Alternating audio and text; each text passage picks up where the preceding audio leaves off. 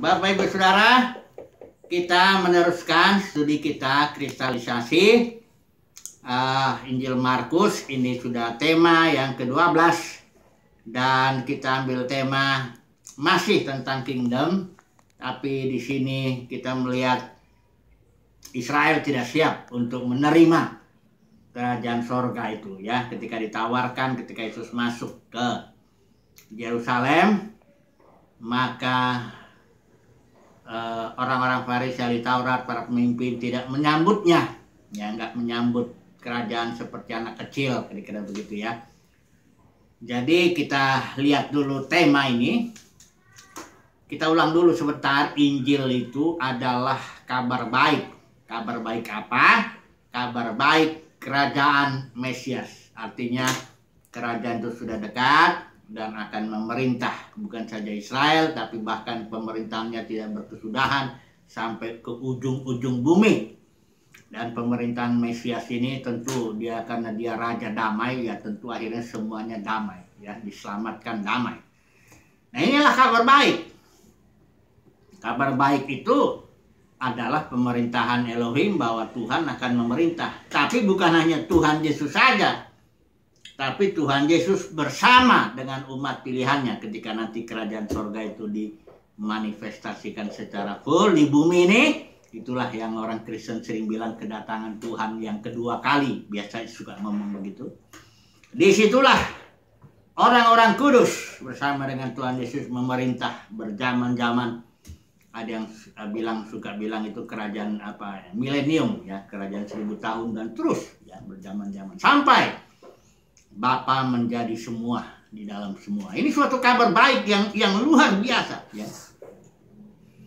Kabar baik itu bukan manifestasi kerajaannya. Manifestasi kerajaan itu adalah ya usir setan, ya roti, orang lapar kasih makan, sakit disembuhkan, mati dibangkitkan. Bukan itu manifestasi kabar baik itu. Intinya kabar baik itu adalah pemerintahan Elohim, pemerintahan Mesias datang memerintah bumi ini bersama tentu dengan umat pilihannya nanti, ya. Ini kabar baik, ya. Nah, ketika Yesus datang ke Yerusalem, masuk, ya, dengan naik keledai, itu sudah dinubuatkan itu. Rajamu datang, ya. Yang menyambutnya justru rakyat. Ini coba kita baca, ya, Markus 11 ini. Di sini ya rakyatlah, ya. Pasal 11 ayat 9, orang yang berjalan di depan dan mereka yang mengikuti dari belakang berseru Hosana. Diberkatilah dia yang datang dalam nama Tuhan. Diberkatilah kerajaan yang datang. Kerajaan Bapa kita Daud. Karena konsepnya tentu orang Yahudi pikir Mesias anak Daud, berarti kerajaan Daud, kerajaan Mesias dianggap sama lah, kira-kira begitu, ya. Diberkatilah kerajaan yang datang, kerajaan Bapa kita Daud, Hosana di tempat yang maha tinggi. Tapi tidak ada di sini para pemimpin menyambut, ya, apalagi menyambut seperti anak-anak. Nggak ada, ya. Yesus masuk ke Yerusalem, masuk ke bait sucinya, di sana dia meninjau semua, nggak ada apa-apa. Kalau di Injil yang lain justru orang Farisi bilang, tegurlah itu murid-muridmu teriak-teriak begitu, ya. Yesus bilang kalau mereka ini berhenti, ini batu-batu ini bisa berteriak ini, ya. Jadi memang orang Farisi ya memang dari awal pun dia sudah merencanakan pembunuhan kepada Yesus ketika Yesus melanggar hari Sabat. Menurut mereka, ya, menurut mereka konsepnya bahwa Yesus melakukan pelanggaran. Nanti adalah kita satu tema khusus antara konflik antara Yesus dengan orang Farisi itu. Jadi tidak disambut kedatangan sang raja ini, ya, oleh Yerusalem ini, oleh bangsa Israel, ya, yang diwakili, ya, oleh para pemimpinnya. Kalau rakyatnya udah teriak-teriak, ya tetap aja belum sah itu sebelum para pemimpinnya menyambut, ya. Jadi kalau dalam Injil Lukas malah lebih seru lagi dibilangnya di situ, Yesus menangisi, ya. Coba dulu kalau kita lihat, ya, di Lukas, ya. Di Lukas itu Yesus menangisi, ya, karena tidak tahu Israel tidak tahu saat di mana Tuhan melawat, ya. Mana dia, ya? Ini kita lihat dulu sebentar karena ini penting juga ini masuk ini ya. Coba dulu Lukas pasal 19 ya. Di sini kalau di Lukas dicatatnya begini. Ini orang Farisi marah kan. Dibilang, "Guru, tegurlah murid-muridmu itu." Nah, Yesus bilang, "Jika mereka ini diam, maka batu ini akan berteriak." Ya, nah ayat 41, dan ketika Yesus telah dekat dan melihat kota itu, maksudnya Yerusalem, ia menangisinya. Jadi kenapa Yesus nangis melihat kota Yerusalem? Ya. Jawabnya ini, betapa baiknya jika pada hari ini juga engkau mengerti apa yang perlu untuk damai sejahteramu. Ini kan Raja Damai yang mau masuk. Tapi nggak ngerti Yerusalem itu. Para pemimpin itu, nanti kita akan selidiki satu tema khusus lah mengenai konflik orang Farisi dengan atau para pemimpin Israel itu dengan Yesus ya. Kata Yesus di sini, engkau tidak mengerti apa yang perlu untuk damai sejahteramu ya, tetapi sekarang hal itu tersembunyi bagi matamu. Jadi udah tersembunyi lah ya. Nah, ayat 43 Yesus bilang, akan datang harinya bahwa musuhmu akan mengelilingi engkau dengan kubu, lalu mengepung engkau dan menghimpit engkau dari segala jurusan. Ya. Bahkan dalam tembok itu satu batu pun, baik cuci itu pun ya, tidak tinggal terletak di atas batu yang lain. Karena ini alasannya nih, engkau tidak mengetahui saat, kairos, istilah Yunani kairos, saat, kesempatan, bila mana Elohim melawat kamu. Wah ini ngeri nih. Tahun 30 kurang lebih Yesus masuk kota Yerusalem itu, 30 Masehi. Kemudian tahun 70 Masehi, itu tentara Roma dipimpin Jenderal Titus mengepung Yerusalem dan menghancurkan itu semua itu. Wah, saya sedikit sih membaca sejarawan Yahudi itu Josephus ya. Nggak saya baca semua, tapi kira-kira itu kondisinya mengerikan. Bahkan Jenderal Titus sendiri bisa menangis dia di situ ya. Karena tentaranya itu sudah begitu liar dan tidak bisa lagi dikontrol ya. Perempuan yang hamil dibelah perutnya itu. Anak-anak gadis apa semua diperkosa. Orang-orang Yahudi di satu pohon itu bisa belasan itu dipaku di situ sama tentara Roma itu. Brutal begitu, luar biasa ya. Ini yang ini akibat daripada ini nubuat Yesus digenapi. Dan benar baik itu dihancurkan tentara Roma itu. Dan ketika dibakar ya, emasnya itu turun ya di sela-sela batu itu, sehingga orang-orang termasuk tentara itu dalam waktu-waktu kemudian ngorek-ngorek cari emas. Akhirnya benar, tidak ada satu batu terletak di atas batu yang lain. Dikenapi ya. Itulah sebabnya. Dan Israel dari tahun 70 Masehi sampai 1948 baru dia kembali punya negara lagi. Hampir 2000 tahun luntang-lantung dan dikejar-kejar oleh bangsa-bangsa lain. Yang kita lihat cuman Hitler itu bunuh 6 juta kurang lebih.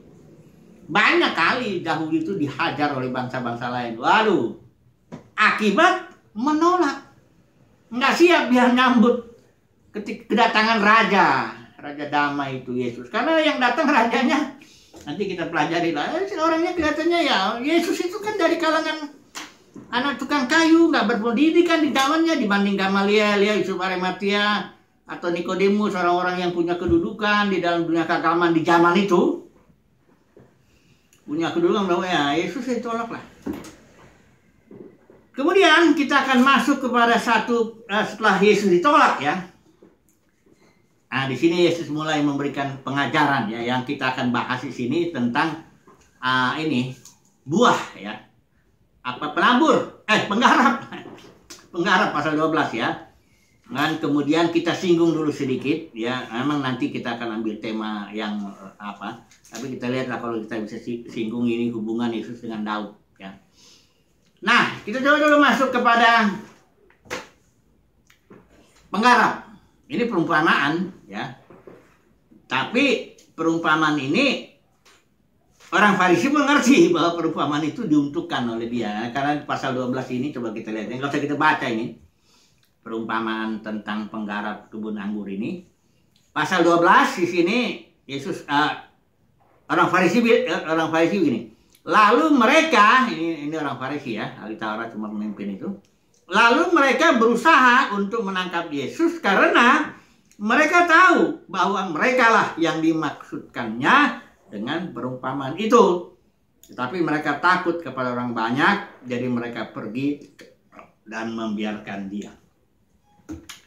Perumpamannya sih sederhana ya. Jadi bilangnya gini, dia ada seorang membuka kebun anggur.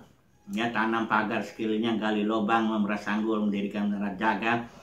Kemudian dia menyewakan kebun itu ya kepada penggarap-penggarap. Ya, lalu orang itu pergi ke negeri lain, si pemilik ini. Kemudian ketika tiba waktunya, karena pemilik ini dia mencari buah ya. Dia kirim hambanya bagi hasil kan gitu. Namanya penggarap ini bukan berarti diambil semua dan penggarapnya kelaparan, enggak juga. Bagi hasil ya. Di sini dikatakan ayat 2 itu, ia menyuruh seorang hamba kepada penggarap-penggarap itu untuk menerima sebagian dari hasil kebun itu dari mereka. Jadi sebagian aja yang diminta, yang bukan artinya. Jadi udah kalaupun misalnya si penggarap ini baik ya dikasih sebagian tuh dia udah untung penggarap ini. Tapi malah ya ini penggarap ini menangkap hamba itu, memukulnya, menyuruhnya pergi dengan tangan hampa. Datang lagi hamba yang lain begitu semuanya, ada yang dibunuh, ada yang ditolak, ada macam-macam. Nah terakhir dikirimlah anaknya. Si owner ini itu tentu simbol dari merepresentasikan Bapa di sorga kan. Dia kirim anaknya. Ini penggarap bilang, ini ahli waris, ini kita bunuh gitu, supaya ini jadi milik kita. Katanya. Dibunuhlah ya. Nah terus ayat 10 ada nubuat sini. Batu yang dibuang oleh tukang-tukang bangunan, ini batunya itu tentu Yesus yang dimaksud sini ya, dibuang oleh tukang-tukang bangunan itu penggarap itu. Tapi Yesus yang dibuang itu telah akhirnya menjadi batu penjuru. Dia dibuang, memang dia ditolak oleh dunia keagamaan di zamannya. Tahu-tahu dia inilah akhirnya kerajaannya batu itu menguasai seluruh bumi seperti nubuat itu. Nebukadnezar yang lihat patung itu ada batu terungkit tanpa perbuatan manusia, hancur semua kerajaan dunia ini. Jadi kerajaan dunia menjadi kerajaan Mesias itu, kerajaan Yesus dan orang-orang kudusnya. Ya memang dia ditolak ya oleh dunia keagamaan zamannya, tapi terus dia jadi batu penjuru. Makanya saudara, kalau saudara dan saya ditolak oleh dunia keagamaan yang nggak populer ya, nggak disukai, jangan takut. Sama kok Yesus juga nggak disukakan, dia dibunuh. Kalau kita mah masih paling dicuekin, nggak dipeduliin, nggak apa-apa lah. Ya. Nantilah kita lihat ketika kedatangan Tuhan, kan semuanya terbuka di situ. Di sini dibilang nggak ada satupun yang tertutup yang tidak dibukakan. Ya, jadi bersukacita lah. Walaupun saat ini ya barangkali dikucilkan kayak gitu, nggak apa, biasalah. Nah, artinya ini apa ini? Artinya Bapa di sorga itu sangat mencari buah, ya, daripada hamba-hambanya itu, daripada penggarap ini secara khusus ya. Makanya di pasal 11 ketika Yesus itu ditolak oleh orang Yahudi, masuk Yerusalem itu ditolak. Langsung di sini ada cerita, ya esok harinya Yesus kedua-duanya meninggalkan Betania. Yesus masa lapar, ya datang ke pohon ara di sini dibilang, ya tapi begitu dilihat tidak ada buah. Yesus langsung mengutuk, jangan lagi seorang pun makan buahmu selama-lamanya. Akhirnya Petrus dia lihat, oh benar. Keringlah pohon itu sampai ke akar-akarnya. Ini artinya apa? Artinya Tuhan itu, Bapa di surga itu sangat berharap adanya buah dari hamba-hambanya itu, penggarap-penggarap ya semuanya lah. Ya. Jadi kalau tidak ada buah ini mengingat saya dengan apa? Perumpamaan penabur. Saudara lihat ya, udah masih ingat ya? Kita sudah pernah bahas itu, ya. Perumpamaan penabur itu kan ada 4 kategori tanah sih sebenarnya, tapi yang satu kan datang firman udah diambil iblis, ya udah nggak ini orang luar lagi. Yang 3 kategori ini, yang pertama bertumbuh dia, kalau dikasih firman benih itu tumbuh, tapi ya tanahnya itu berbatu tipis, nggak berakar. Ketika datang matahari, penganiayaan karena firman itu, langsung mati dia, nggak berbuah intinya. Jadi intinya itu tidak berbuah, itu loh, ya, yang di tanah yang berbatu itu.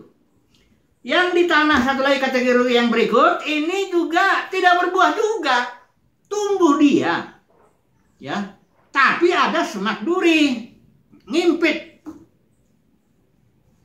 ya. Menghimpit semak duri ini. Semak duri ini yaitu kekayaan, tipu dayanya, ya. Tipu daya kekayaan, keinginan-keinginan dunia, ya, dan kekhawatiran. Menghimpit dia, nggak berbuah. Jadi intinya ini tidak kategori tanah yang berbatu itu tidak berbuah. Yang ini juga tidak berbuah. Tanah yang ada semak duri itu. Nah, baru yang ketiga ini kategorinya ada buah. Buahnya juga beda, ada yang 30 kali lipat, ada yang 60, ada yang 100. Tapi intinya yang penting berbuah. Kalau udah berbuah, udah diterima itu. Ya, saudara dan saya barangkali berbuahnya 30, 60, enggak apa-apa. Ya kalau puji Tuhan kita bisa bekerja keras dan berbuah 100 kali lipat, ya, oleh anugerah Tuhan juga ya.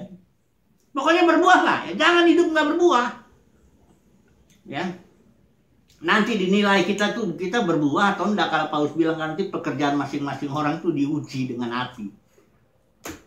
Ya, yang jelas akibat kalau tidak berbuah tuh udah dari perbuatan penabur udah kelihatan kan, nggak berakar ya kan, dengar firman nggak berakar ya, bilang cari dahulu kerajaan sorga, nanti yang lain ditambahkan, bukan kerajaan sorga yang dicari malah yang lain.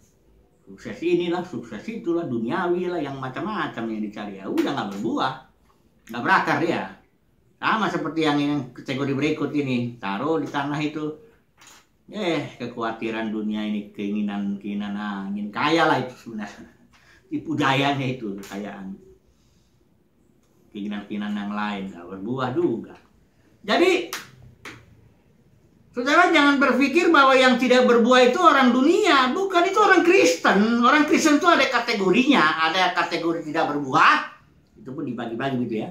Ada yang berbuah, itu pun yang berbuah. Ada yang 30, ada yang 60, ada yang 100. Kayak perumpamaan hamba itu, talenta juga ya. Talenta, ada yang dikasih 1 talenta. Itu semua hamba itu, orang Kristen semua itu.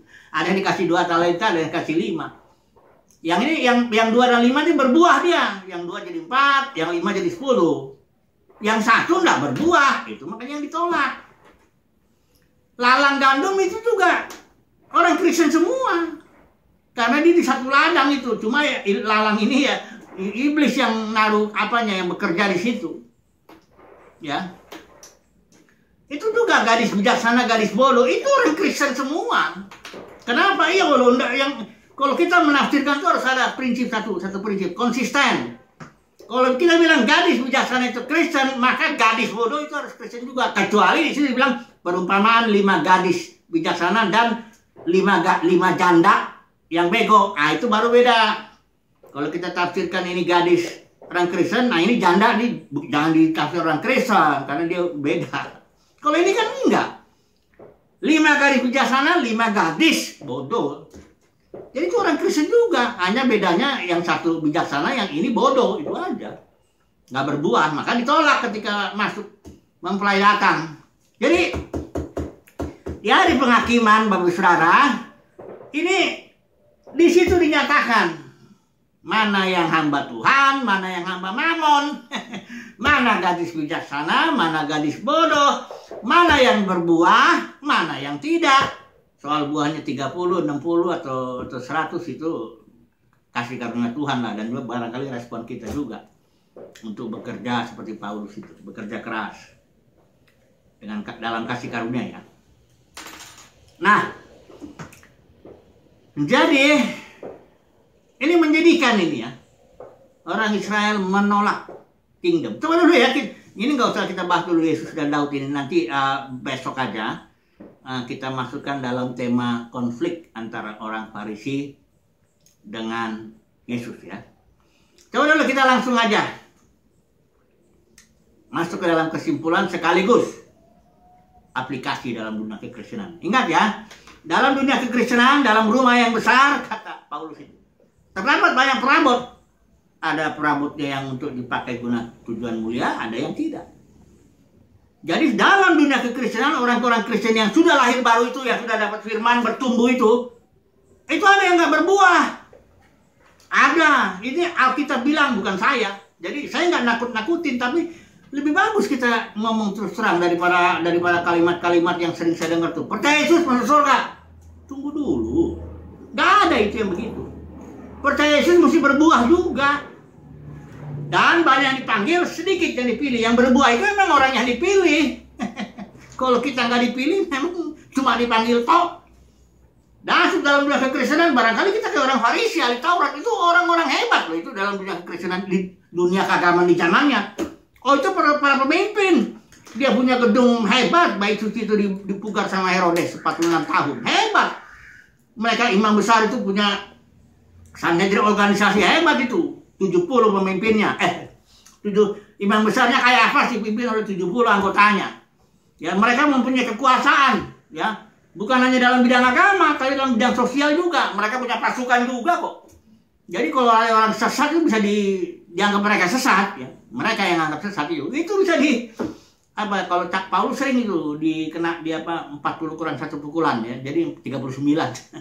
Dicambuk. Nah, itu mereka punya. Itulah yang nangkap Yesus di Taman Getsemani. Tentaranya Sanhedrin itu. Hebat mereka, orang-orang hebat di dunia keagamaan itu. Kita sudah jangan pikirin bahwa mereka berbuah. Kalau secara jasmani kita lihat, kelihatannya memang berbuah. Mereka punya bait suci, mereka punya organisasi, mereka punya kekayaan yang hebat, mereka punya kuasa. Tapi Alkitab bilang nggak berbuah. Mereka sebab menolak Yesus, menolak kingdom, nolak kerajaan, kabar baik kerajaan. Nanti kita lihat besok apanya ya, kenapanya ya. Kenapa orang Farisi ya secara detail ya, lebih detail lah, kenapa nggak terima kingdom. Ya, jadi kesimpulannya apa? Ya Tuhan mencari buah lah ya. Dalam dunia kekristenan juga ini Tuhan cari buah. Tapi jangan langsung konsepnya buah itu berarti yang jasmani ya. Belum tentu. Orang bisa aja kayak Matius 7 itu. Pelayanannya hebat. Ngusir setan demi nama Tuhan. Bernubuat demi nama Tuhan. Ya. Mengadakan mujizat demi nama Tuhan. Ini pasti pengkhotbah KKR ini istilahnya ini. Pasti itu. Orang dia banyak karunia. Kan kalau orang banyak karunia laku. Kumpulin orang banyak-banyak. Orang Kristen kan banyak yang begitu. Jangan dulu bilang berbuah. Karena di hari penghakiman Tuhan bilang, aku nggak kenal kamu. Jadi tunggu dulu, biarkan Tuhan yang menghakimi. Di hari penghakiman disitulah tidak ada sesuatu yang tertutup, yang tidak dibukakan. Yang jelas Tuhan cari buah. Dan buahnya itu jangan dulu langsung jasmani, ya. Nggak jaminan itu, ya. Nggak jaminan kalau orang itu sekolah teologinya di mana, kek mau pelayanannya sebesar apa, kek bisa ngumpulin orang 10.000, 20.000, enggak jaminan sama sekali. Kayak punya gedung gereja yang kayak gedung-gedung, enggak jaminan sama sekali. Tuhanlah yang nanti akan melihat, karena Tuhan melihat ke dalam. Manusia memang lihat yang di luar, Tuhan lihat yang di dalam. Nanti hati kita di situ yang dites. Puji Tuhan lah, tapi kita harus bersyukur bahwa Tuhan menghakimi. Karena kita bilang jikalau Tuhan menghakimi bumi, bumi akan mengenal kebenaran. Kita pun akan tahu kebenaran. Nggak apa-apa. Makanya Daud bilang, selidiki hatiku, hakimi. Nggak apa-apa. Karena memang kita rindu mengenal kebenaran. Kecuali kalau orang itu takut. Dia nggak ingin kebenaran. Dia inginnya mau dihargai orang, mau terima enaknya doang. Itu emang takut dia kalau dihakimin. Jangan-jangan gue ditolak. Karena dia maunya emang mau enaknya. Tapi kalau orang emang cinta kebenaran, silakan Tuhan hakimi aku, biar aku tahu kebenaran itu. Ya kan? Di saat ini kan orang nggak tahu kebenaran. Dalam dunia kekristenan saat ini juga, wah yang lurus bisa bengkok, yang bengkok bisa lurus. Yang salah jadi benar, yang benar jadi salah. Mana sekarang nggak bisa tahu jelas. Mana sih kebenaran, mana sih ajaran sesat, mana sih hamba Tuhan, mana sih hamba Mamon. Kan nggak bisa. dengan jelas gitu kelihatan. Tapi nanti di hari penghakiman, disitulah. Puji Tuhan lah ya. Haleluya. Amin.